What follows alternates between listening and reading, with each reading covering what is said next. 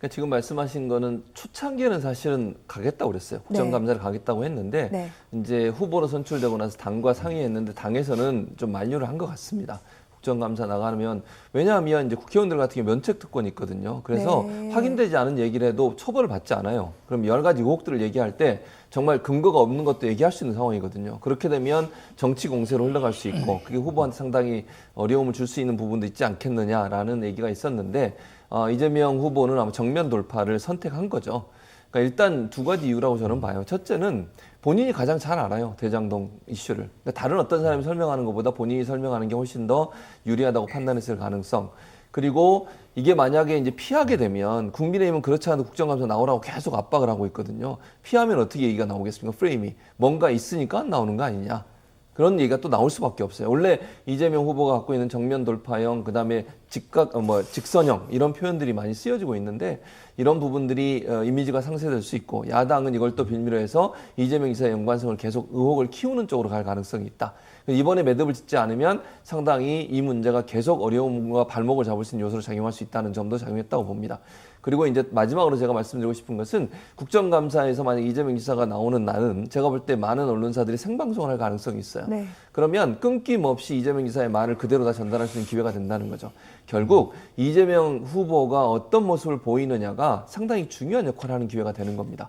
왜냐하면 질문은 물론 공세가 당연히 있겠죠. 뭐 연관성을 얘기할 거고 뭐 여러 가지 아무튼 좀 과격한 얘기도 나올 텐데 그걸 얼마나 잘 넘어가느냐의 문제라고 봐요. 정말 국민들이 생각하는 대장동 여러 가지 의혹에 대해서 명쾌하게 설명할 수만 있다고 하면 어찌 보면 좋은 기회가 될 수도 있다. 이런 판단을 했을 겁니다. 그래서 아마 자신감의 표현일 수도 있고 그다음에 정면 돌파 그리고 야당이 또 다른 공격을 할 수 있는 빌미를 좀 차단하기 위해서 이런 선택을 하지 않았나 이렇게 보여집니다. 그렇군요.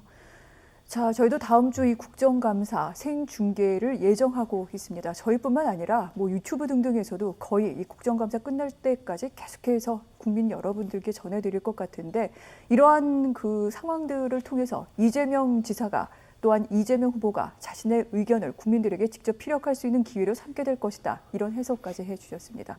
그런데 저희는 이 부분이 하나 더 궁금합니다. 어제 문재인 대통령이 처음으로 이 대장동 의혹에 대해 입장을 내놨습니다. 며칠 전에선 청와대가 엄중히 바라보고 있다라는 정도까지만 얘기했었는데 어제 대통령이 국무회의에서 직접 얘기를 한 겁니다. 검찰과 경찰이 협력해서 조속히 실체적 진실규명에 총력을 다해라라고 지시를 했는데 이 내용, 행간의 뜻이 무엇인지 굉장히 해석이 분분합니다. 그런데 또 문 대통령이 얘기를 하고 바로 30분 후에 이재명 지사가 전격적으로 기자회견을 갖고 국감하겠다라고 그렇게 얘기를 한 겁니다.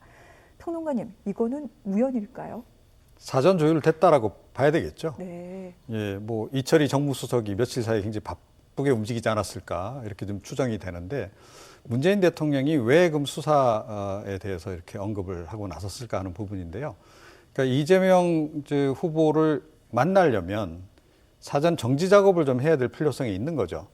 그러니까 곧바로 만나게 되면 당장 이제 야당 쪽에서부터 어떤 얘기가 나오냐면 아니 뭐 이렇게 결국 면죄부를 주는 거냐 대장동 의혹 관련해서 그런 이제 문제 제기가 당연히 나올 수밖에 없는 그런 그 상황이죠. 그래서 그건 아니다라고 하는 점을 좀 더 분명히 할 필요가 있는 거죠. 그래서 일단 수사와 관련해서 이제 언급을 좀 한 게 되는 거고요. 이제 그런 다음에 제가 보기엔 아마 내주 초쯤에 지금 만날 계획이 아닌가 싶어요. 예, 그래서 아마 일정 조율이 좀 진행되고 있을 것 같고, 그리고 이제 뭐 이낙연 후보의 그 문제제기 부분도 이번 주 중으로 정리를 하고 다음 주 초에는 이제 그런 국면으로 좀 전환하기 위한 그런 과정에 지금 돌입한 상황이 아닌가 이렇게 생각을 합니다. 네. 청와대의 입장, 어제 문재인 대통령의 입장 역시 여러 가지 수순 가운데 그 조율을 거친 단계에서 나온 이야기이다라고 말씀을 해주셨고요. 이재명 대선 후보가 후보로 선출되고 난 뒤 이 청와대 문재인 대통령과의 면담을 요청을 했습니다. 여기에 대해서 청와대 뭐 분명한 입장을 내놓은 것은 아닌데 조만간 만나지 않겠느냐 그런 차원에서 또 분란을 수습하는 사전 정지 작업으로 문 대통령이 이러한 발언을 한 것이다라고 평론가님께서는 그렇게 해석을 해주셨습니다. 자, 이제 이재명 지사가 국정감사 출석하겠다라고 얘기를 했지요. 여야 반응이 상반됩니다. 여당에서는 일단 뭐 수호에 나섰습니다. 정면 돌파하겠다. 이런 부분 뭐 지지한다, 응원한다 이렇게 얘기를 했는데 국민의힘은 또 나가겠다고 하니까 끝까지 궤변을 늘어놓고 있다라고 맹비난했습니다. 아울러 국감 자료 지금 경기도에서 제대로 내놓지 않고 있다면서 의원들이 오늘 국민의힘 의원들이 경기도청을 항의 방문까지 했는데 뭐 여러 가지 화력이 센 의원들까지 지금 배치를 해놓은 상태입니다. 그렇다면 저희 시청자, 국민 입장에서는 경기도 국감 어떤 점들을 눈여겨봐야 될까요? 평론가님 좀 짚어주실까요? 뭐 일단 대장동 의혹 부분을 야당 쪽에서는 집중적으로 아마 캐 물을 것 같고요. 뭐 구체적으로 이제 유동규 씨하고의 관계라든가, 네. 뭐 김만배 씨하고의 관계라든가 이제 그런 부분에 대해서 이제 주로 얘기를 많이 할 겁니다.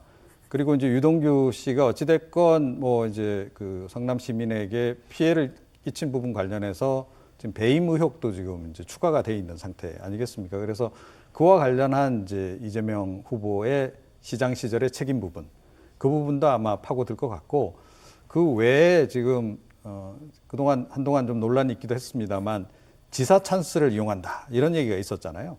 그래서 이제 그 제대로 경기도지사직을 이 경선 국면에서 수행했는지 여부 그것도 좀 파고들 가능성이 좀 없잖아 있다. 그러니까 그건 왜 중요하냐면 공직자로서의 기본 자세를 이제 문제 삼는 부분이 되겠죠. 그러니까 대통령이 된 다음에도 이제 그 부분은 굉장히 중요한 부분이기 때문에 그런 쪽을 집중적으로 캐고 들지 않을까 이렇게 생각을 하고 이재명 지사가 이제 이번에 기꺼이 여기에 이제 응하겠다라고 한 이유는 네.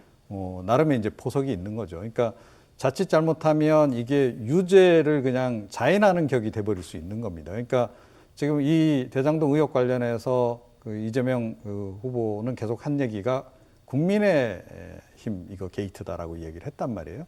그러면 사실은 그 연장선에서 당연히 특검 주장을 먼저 했어야 되는데 그렇지 않았고 그래서 이제 특검을 회피한다라고 하는 지적이 좀 있는 거고 그렇기 때문에 유죄다. 그러니까 흔히 하는 얘기로 숨는 자가 범인이다. 뭐 이런 얘기 있잖아요. 진보 진영에서 많이 하는 얘기입니다만 그런 맥락에서 이제 이해를 하고 있단 말이에요. 그런데 특검도 피하더니 뭐 국정감사도 피한다.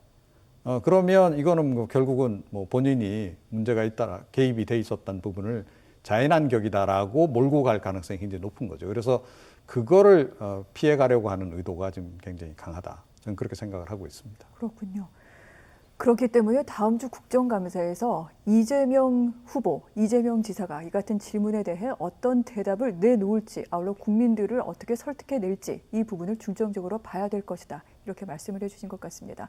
앞서 최진봉 교수님께서 다음 주 국감 출석, 이재명 지사로서는 정면 돌파를 선언한 셈이다라고 말씀을 하셨는데 일각에서는 이거 정면 충돌이 될 수 있다라는 얘기도 나옵니다. 득이 될까요? 실이 될까요? 그거는 오로지 이재명 후보에 달려 있다고 봐요, 저는. 네. 그러니까 그거는 지금은 아무도 예단할 수 없어요. 거기서 어떤 얘기가 오갈지, 또 이재명 후보가 어떻게 대응할지. 정말 국민들이 보는, 다 생방송을 하니까 볼 거 아니겠습니까? 봤는데 그 내용이 논리가 어느 쪽이 더 타당한지. 예를 들면 국민의힘의 의원들이 지적하고 질문하고 공세를 퍼붓지 않겠어요? 거기도 정말 명쾌하게 해명하고 국민들이 볼 때 거기가 끄덕여지는 납득할 수 있는 얘기를 하면 그건 이재명 지사한테 당연히 도움이 되겠죠. 근데 반대의 경우는 또 부정적인 영향을 미칠 가능성이 있어요. 그래서 저는 지금으로서는 예측이 불가능하다고 저는 봐요. 당일날 어떤 질문이 오고 그 질문에 이재명 후보가 어떻게 답변하고 어떤 논리를 내놓느냐에 따라서 이거는 극명하게 달릴 겁니다. 그래서 저는 이건 오로지 이재명 후보의 능력에 달려 있다고 봐요. 그러니까 본인이 얼마나 잘 지금까지 나온 여러 의혹들을 해명하고 또 설득력 있게 얘기하느냐 하는 부분이 관건이 될 거라고 저는 봅니다. 국민들이 다 쳐다보고 있잖아요. 생중계로 하고 있으니까. 또 보도를 하게 되면 어쨌든 기자들이 일부 그 전체 맥락 일부만 끊어서 보도하는 경향이 있어요. 근데 이거는 전체를 다 보여주기 때문에 그 내용의 맥락을 전체를 이해할 수 있는 상황이 되기 때문에 유리할 수도 있고 또 본인이 이제 말을 만약에 하다가 좀 꼬이는 상황이 되거나 아니면 이제 말이 실수가 되면 그게 논란이 될 가능성은 충분히 있어요. 그래서 저는 이거는 지금 상황에서는 뭐 득이 될 거냐 실이 될 거냐는 아무도 예측하기 어렵다고 저는 보고 이재명 후보가 어떻게 답변하고 어떻게 설득이 되느냐의 문제다. 그 능력은 결국 이재명 지사에게 후보에게는 이번 기회가 아주 중요한 기회가 될 거라고 봅니다. 그래서 만약에 이번에 그 국정감사에서 명쾌하게 해명이 되고 국민들이 납득할 수 있게 되면 이 의혹이 상당히 힘을 잃게 될 거예요. 반대의 경우면 이 의혹이 더 커질 수 있는 위험성이 있는 거고요. 그래서 지금 상황에서는 득이 되냐 실이 되냐 이렇게 단정적으로 얘기할 수 있는 상황은 아니라고 봅니다. 그렇군요. 저희 언론이 뭐 후보들의 이야기를 보도할 때 사실은 전체 맥락을 다 알려드리지는 못하죠. 기사에 어떤 그 목적이 있는 것은 아니겠지만 의도나 뭐 이런 부분에 따라서 또한 그 말을 저희가 끊어서 보도하는 경우들이 종종 있습니다. 하지만 다음 주에 열리는 국감에서는 이재명 후보, 이재명 지사의 모든 말이 정말 생생하게 생중계로 국민들에게 전해지게 됩니다. 이러한 과정을 통해서 이 후보가 대장동 의혹을 확실하게 정면 돌파하고 국민들을 설득해낼 수 있을지 이 지점 저희도 눈여겨보도록 하겠습니다. 자, 민주당의 경선은 끝났습니다. 그리고 후보가 정해졌죠. 물론 지금 당내 갈등, 반발이 있긴 하지만 조만간 선대위도 꾸려질 겁니다. 그 선대위의 면면이 어떻게 될 것인지 여기에 또 관심이 가기도 하고요. 이른바 또 용광로 선대위를 만들어내야만 정권 재창출이 가능할 텐데 이 부분이 어떻게 될지 여기에도 관심이 많이 쏠립니다. 교수님, 가능할까요? 가능하도록 해야죠. 네. 가능할지 안 할지는 좀 지켜봐야 될 텐데 아마 저는 개인적으로 그냥 생각하기에 제 예측이 틀릴 수도 있지만 이낙연 후보가 조만간 이제 승복하는 메시지를 내실 거라고 저는 기대를 하고 있습니다. 네. 그리고 나면 최대한 용광로 선대위를 꾸릴 수 있도록 노력을 해야 돼요. 그건 이재명 후보 측에서 더 노력을 해야 한다고 저는 보고요. 가능한 예전에 공격했던 분들, 이낙연 후보 측에서 일하면서 여러 가지 아픔을 줬던 분들까지도 끌어안아야 된다고 저는 봐요. 그것이 승리할 수 있는 방법입니다. 그리고 그래야 원팀이 이루어지는 거예요. 그러니까 이낙연 후보의 얘기도 듣고 이낙연 후보도 가능하면 모시는 게 저는 제일 중요하다고 생각을 합니다. 그야 미래의 일이니까 제가 예측이 불가능하지만 어쨌든 저는 그래야 된다고 생각하고요. 그러지 않으면 사실은 대선에서 승리하기가 상당히 어려워요. 원팀이 되지 않고서는요, 이번 대선에서 승리하기가 어렵다고 저는 봅니다. 그래서 원팀은 이거는 선택이 아니라 필수예요. 필수고 용광로 선대위도 당연히 필수가 돼야 된다고 보고요. 이재명 후보가 더 낮아져서 더 겸손하게 그분들을 모실 수 있는 노력을 해야 된다. 그리고 이재명 후보 측에서 도움을 주셨던 분들은 이선을 후퇴하고 실제 여러 진영에서 일했던 분들이 함께 들어와서 일할 수 있는 기회를 드리는 게 저는 필요하다고 봅니다. 그것이 결국 원팀을 만들 수 있는 중요한 계기가 될 거라고 생각을 합니다. 알겠습니다.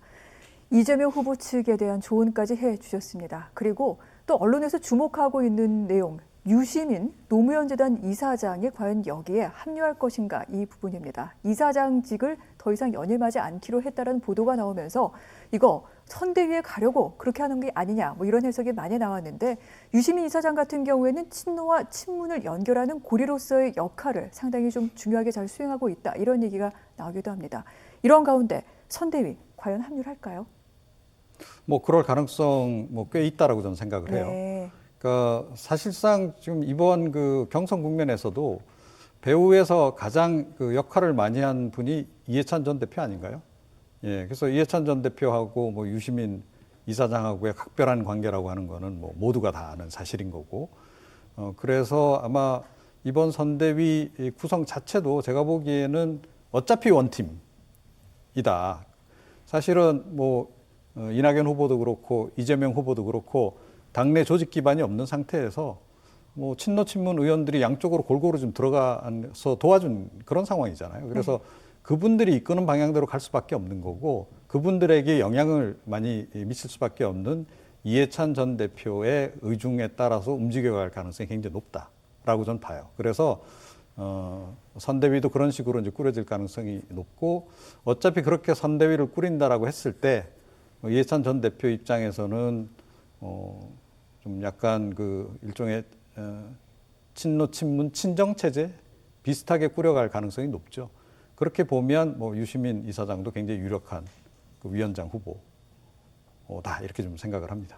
그렇군요. 이번에 이재명 후보 측에는 이해찬 전 대표 측 의원들이라던가 이런 인사들이 상당히 많이 포진이 되어 있습니다. 그런 만큼 이해찬 전 대표의 의중에 따라 많은 부분 좀 좌지우지될 텐데 그러한 차원에서라도 유시민 이사장이 이쪽 선대위에 들어가는 모양새가 나오지 않겠느냐, 그럴 가능성이 높다 이런 해석까지 들어봤습니다.